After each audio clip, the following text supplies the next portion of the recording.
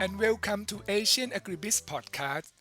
I am Payungsak Viriya Banditgun. In this series, our regional correspondent, Arif Farudin, is speaking with Luiz Mazzon about cage-free egg transition in Asia. Mr. Mazzon is Director Asia of Humane Farm Animal Care. He is also President of Brazil's Instituto Certified Humane. He founded this NGO that represents the American nonprofit Humane Farm Animal Care in Latin America and more recently, South and Southeast Asia. Hello, Luis. Hi, Arif. It is nice to have you for this podcast. Thank you for inviting me.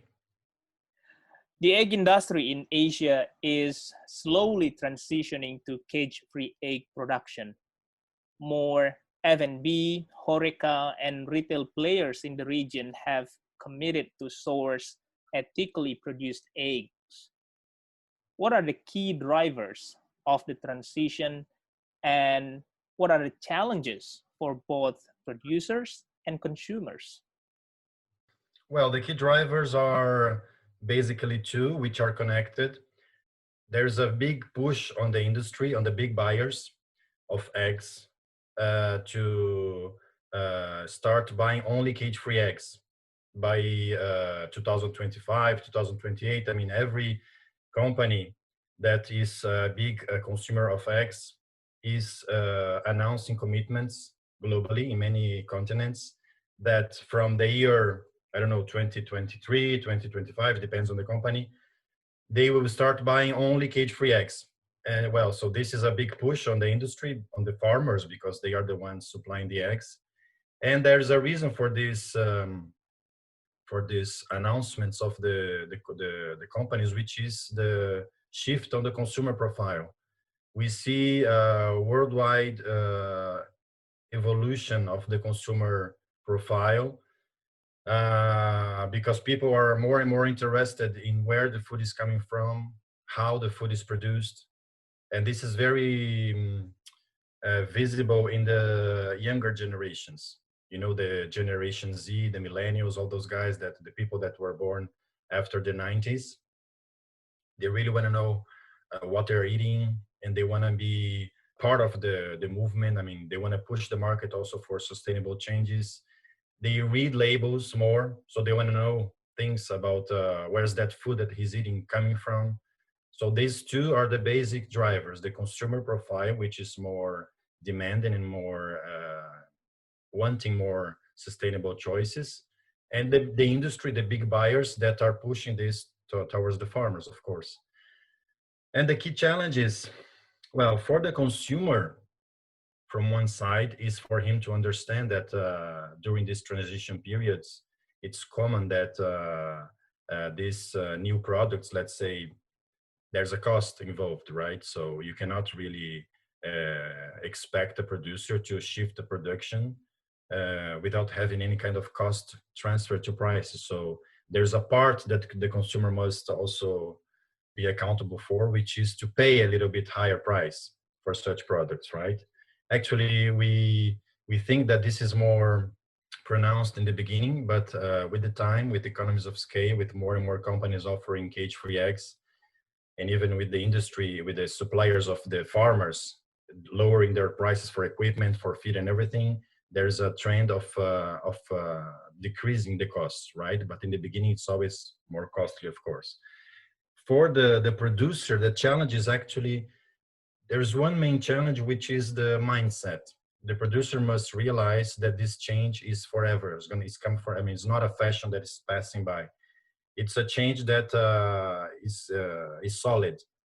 So it's like the organic market. You see, like 20 years ago, there was nothing organic in the market. Today, there are many things, and there's no trend indicating that this is coming backwards. No, the sustainability is a real trend, is a concrete, solid change. So the consumer, the producer, the farmers must realize that if they are not inside this new market, they risk to stay out, to be kicked out of the market in 5, 10, 20 years, right? So the challenge is for them to start the learning curve, because it's a different way of producing. So you have to learn how to handle the animals, what's the best feed, how to train the team to really have a different way of treating the birds. I mean, it's a total shift on the way you handle the raising of animals, right? Interesting. Your answer really tells me about the growing interest and concern about animal welfare, right? Exactly, and this is something that we see globally. Of course, this trend is much more is older in the first in the countries like European or American, USA, all these most developed countries. But we see a strong movement now in the developing countries. I'm based in Latin America, so I see here we have developing countries, growing economies, big markets, small markets. All of them are getting into this trend. And some countries, some specific countries, are really having to push the change because the demand is high. Others no, so it's different. I'm going to talk about it later about the profile of different countries. But we could see that in Latin America, the change is really established. We have more than 200 farms already certified as animal welfare. So I don't see why Asia is not going to follow the trend. Actually, I've been to Asia many times. I had the chance to live in Asia some years ago.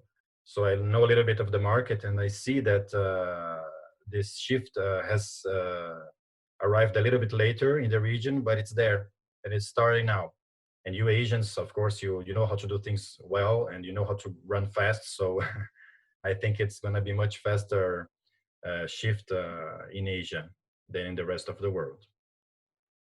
Yeah, I agree with you. I did speak to some egg producers about cage-free eggs.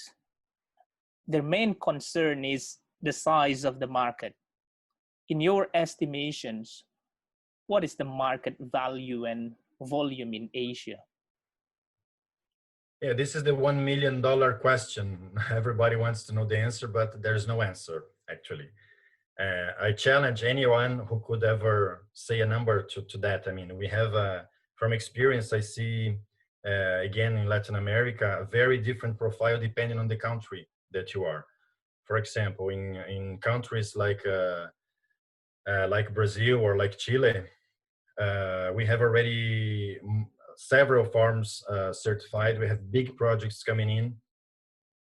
We see a strong push on the final consumer side. So we have several end products for the consumers, like cage-free eggs in the markets, in the shelves, being consumed. So it's a much larger market. Whereas you have other markets where the trend is much more towards supplying big buyers. For example, in Colombia or in Argentina, we have a very few farms certified because they are more supplying to the industry, not really to the final consumer. So it depends. Let's say that each country has a different reality, and it will depend. The size of the potential market for cage-free eggs will depend on several things.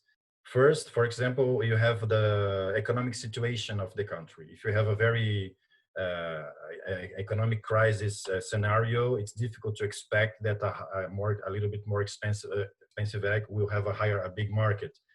Or you also could see the maturity of the consumers. I always like to compare the cage-free eggs or the animal welfare eggs compared with the organic market. So if you have a big organic market in your country, you can bet that there's a strong demand, strong potential for cage-free eggs.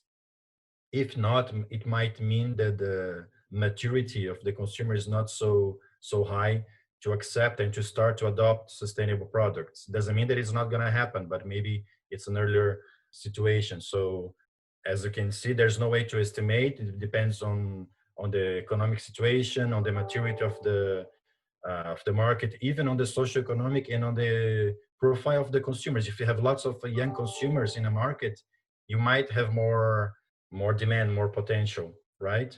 So I'm sorry I'm not being able to to answer to you that question, but I'm sure nobody else would.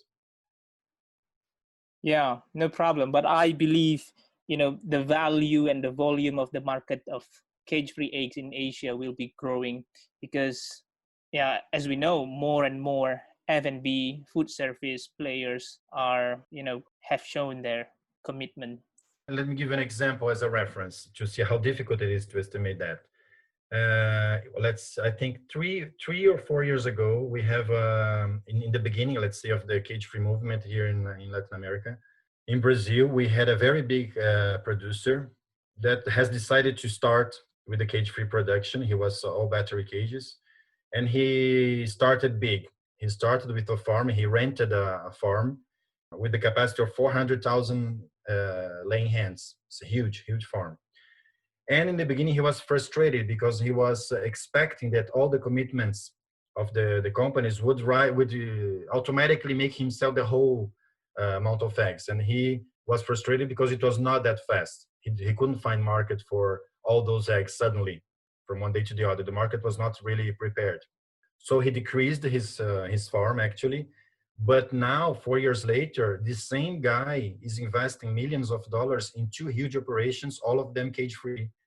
So now the market is mature, and now he's confident that he'll find market for that. I mean, he's investing a lot of money in this market, so of course he knows he will have a demand for that, right? So it depends on the timing. So maybe start big, like in a country that has never seen cage-free eggs, could be riskier than starting with a smaller operation to test the market and to really start growing along with the market. But be prepared because it's coming.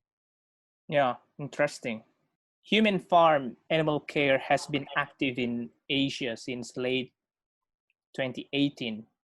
Now you have 4 egg farms, one in Singapore, one in Malaysia, and 2 in India that are certified humane.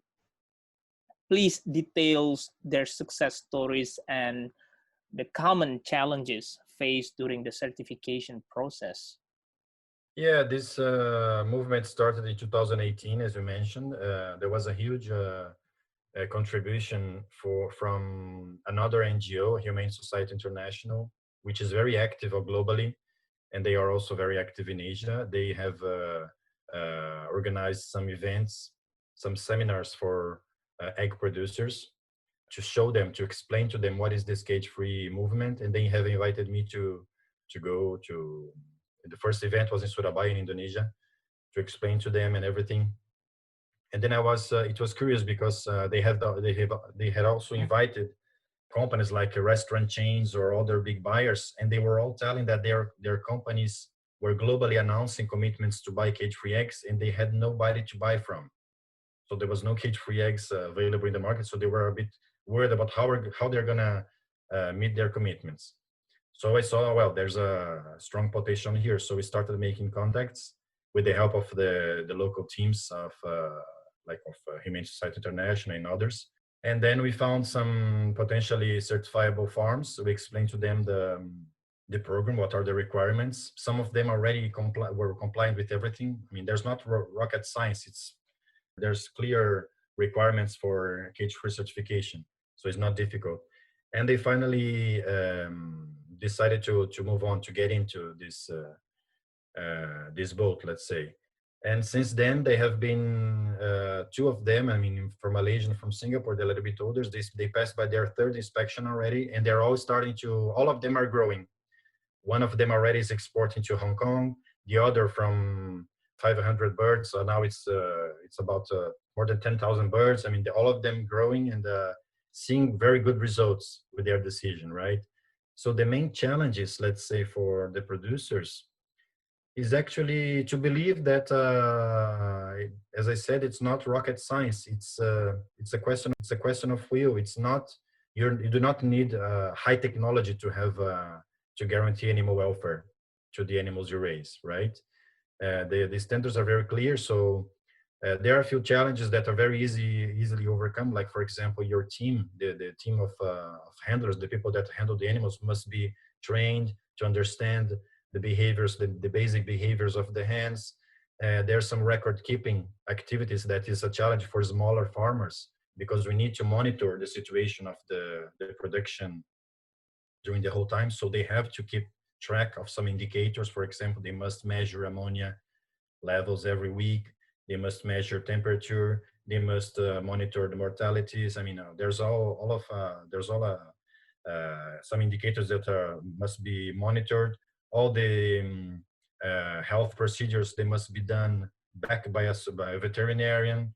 But we are very supportive from our side, and whenever we have a new farmer asking for information about the standards, we really are available, and I usually spend hours explaining the standards to everyone that's interested in really getting certified, and this is for free. I mean, our job is to really make everybody know how to raise laying hens with animal welfare. So it's a pleasure for me to be able to explain to all the producers, even if they don't certify later on. Our role actually is to make the information available and make the information understandable by everyone who's interested in.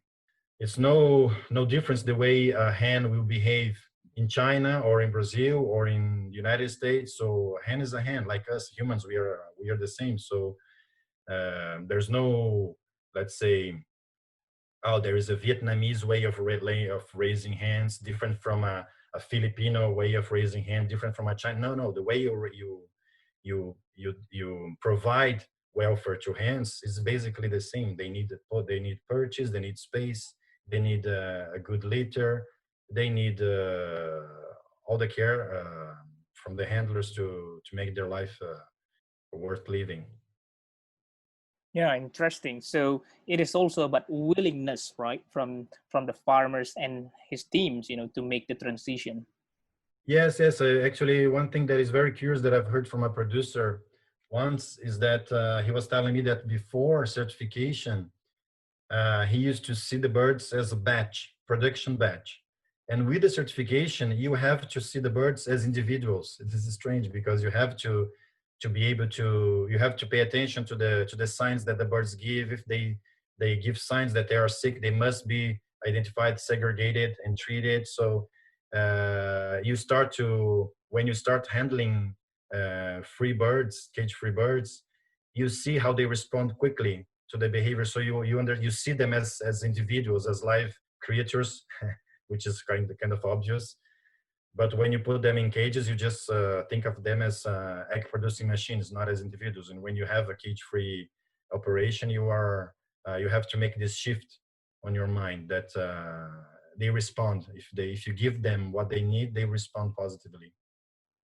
Do you mind mentioning the 4 egg farms already certified in Asia? No, not at all. That's actually available in our websites. We have Choose Agriculture in Singapore, which has an operation since 3 years. They had one farm in the beginning, and now they have shifted to another one. We have Liang Ki Farming in Malaysia, which is about 1 hour north from Kuala Lumpur. They have big production, but there's a small part of the production which is free range, actually, not only cage free. They have also the production of caged eggs, which is possible. I mean, we do not oblige the producer to convert the whole operation to cage free. No, he can keep his production, his cage production if he wants, but then he has to guarantee the segregation. He can never mix the cage free with the free range with the battery caged eggs, of course. So this Malaysian operation is free range, which means that the birds can leave, can go outside, can go to a range every day. And then the Indian operations, both are free range. One is called Farm Made, and the other is called Happy Hens. One of the India operations, they rely on the production of other producers. So they have other small producers which are suppliers to them. So we, as certification body, we go visit all of them. We make inspections in also the providers of eggs. So they have to comply with the whole thing. So you can also be certified if you have other suppliers of eggs to your operation. We obviously have to inspect all of them and check the compliance to the standards. Do you have other egg farms in Asia that are still in process to get the certification? At the moment, we do not have, let's say, a farm being inspected or almost in the beginning of the process. We have several that are asking for information. This is very normal. We have several companies in general that get in touch with us to really understand what it means, what are the requirements, what are the prices. So I've been talking to some about that. But at the moment, these four are the only ones. We have an operation which is about to start in China. We have made a collaboration with a local company which will help us to promote our certification scheme in China. But due to the pandemic, we had to wait because we have to go to China to train the inspectors, right? Because there's no way you can make remote audits on animal welfare. You have to go to the farms, you have to do all the controls physically. So we have to fly to China. Our inspectors have to go there and teach the local inspectors how to perform the inspection. So we hope that we can do that early next year when hopefully we had some vaccine or like a better situation of the COVID-19. Oh, good luck for that. Do you have target on the number of egg farms certified in Asia in the next 5 years, let's say? No, this is very difficult to estimate. We, as a certification body for animal welfare, we do not go knock on the doors of all the farms, asking them, hey, do you want to be certified? Because we understand that for farmers, sometimes it's a long process for them to understand what means cage-free, what means certification. So usually we are more reactive in that sense. We wait for the farmers to come to us to show interest, and then we go and explain to them all the process, all the standards. As an example, in Chile, for example, we started certifying in 2015 one farm, and then for 3 years we had just that only one farm certified, and then suddenly the fourth year we had like 10 farmers certifying. So suddenly it became something that everybody wants. So it's really difficult to estimate how many farmers are going to be certified. Also, you never know. You might also have different certification schemes available in the market. What we know is that the certified products are products that will have a high demand in the near future. So the pioneers always get the benefits first. Interesting. Humane Farm Animal Care recently released egg-laying hen standards in Mandarin and Vietnamese. Why these languages and what is next? Actually, one of the main objectives of our organization is to spread the word, meaning that we as a mission, we say that we want to improve the lives of farm animals. So we need to provide to producers material that is easily understandable, science-based, of course. We have a scientific committee composed by 40 scientists from many countries, and they are the ones that establish the standards, so it's all science-based. But you cannot have like a scientific paper given to the producers. You have to give them easy material to understand. So we decided to have the standard in several languages. Here in Latin America is very easy. If you have Portuguese and Spanish, you have all the countries covered. In Asia is more of a challenge because you have, of course, languages that are very different from each other. So we cannot rely on only one version. And if you have the English version alone, it limits a lot. Of course, in India, for example, it's easier, or Malaysia, where people are more used to English, but other countries are not that easy. So we decided to make available this laying hens standards version in different languages, starting with Mandarin, because what I mentioned to you, we are about to start operating in China. So everybody knows that the potential for China is enormous due to the size of the market. So we really needed to have something in local language to make it very easy for all the for all the farmers to understand. And then we also launched the Vietnamese version because we started to get contact from Vietnam with the help of Humane Society International too. They suggested that it would be better if we had a translated version. So we did, because it costs really not really expensive. And then we see it's a good move. It's a way to make it more democratic, the information.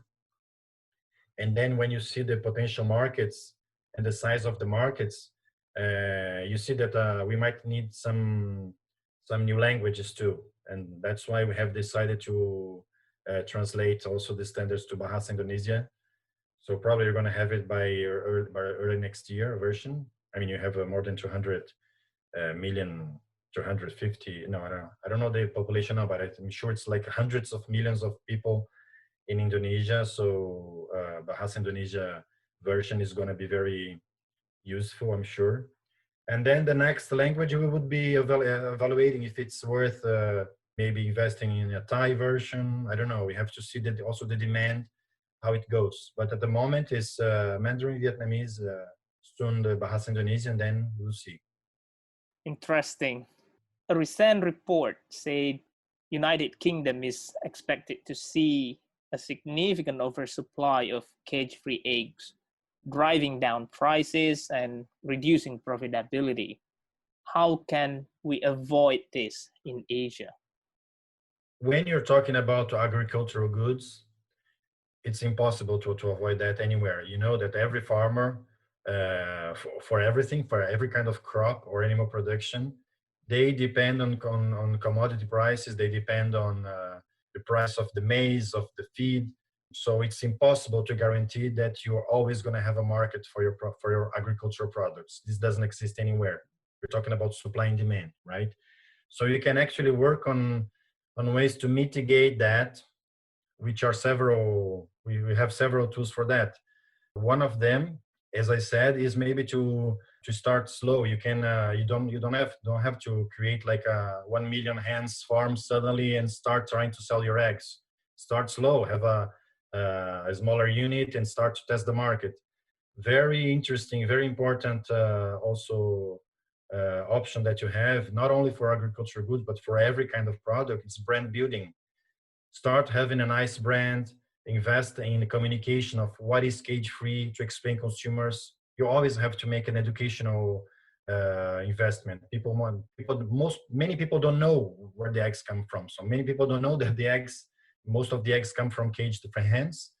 So invest in education and explaining the consumer that your eggs are better because you have cage-free production, for example. Start building your brand to stick to the head of the consumer, your brand, instead of so it would be more solid and you could have a little bit higher prices. And even being a solid brand and a recognizable brand, the consumer is going to trust you and going to pay more for your brand if you do brand building. This is basic for every kind of product. Being pioneer, as I mentioned to you, the cage-free movement is there. There's no denial. If you deny it, you're destined to be kicked out of the market. Be the pioneer. Start having a pilot project to start to learn how to handle the hands, and because there's a learning curve you have to pass. The producers the farmers that have always produced caged eggs, they know how to do things one way, so they have to learn another way. What's the best feed formula? What's the best way to handle lights, to handle the litter, to handle everything? So there's a learning curve to go through. So start tomorrow, because you're going to need, you know. And finally, not because this is my business, but certify. You have to, I mean, to really give the transparency and the security to the consumer, offer them certified eggs. Third-party certification brings confidence to the consumer, to the market. So it's much easier for a consumer, for a retailer, or even for an industry that needs to buy cage-free eggs because they have committed to that, to buy certified eggs, than to buy eggs from a company that says it's cage-free, but then if you go there, you visit there, it's not like that exactly. So certification is a way to give transparency and to make sure you're going to keep the market, you're going to conquer a nice market share. But as I said, it's impossible to avoid periods where prices are going to be down. This is like that for every kind of agricultural product. Yeah, start now, learn now, and get the certification. Exactly, yeah. You mentioned about Humane Society International, and which is all active in Asia, and there is also Global Food Partners that is setting up training centers in China and Indonesia. What do you think about this initiative? Excellent. Wonderful. These two companies, these two organizations, they are really, really making difference in the world. I know the teams, and they are highly professional teams, highly knowledgeable. They have scientists in their teams, so they know what they're talking about. They have people that are really engaged, really believe in what they do. So Humane Society International and Global Food Partners are excellent partners to everyone. I mean, farmers should get closer to them because they are physically located also in Asia with offices around.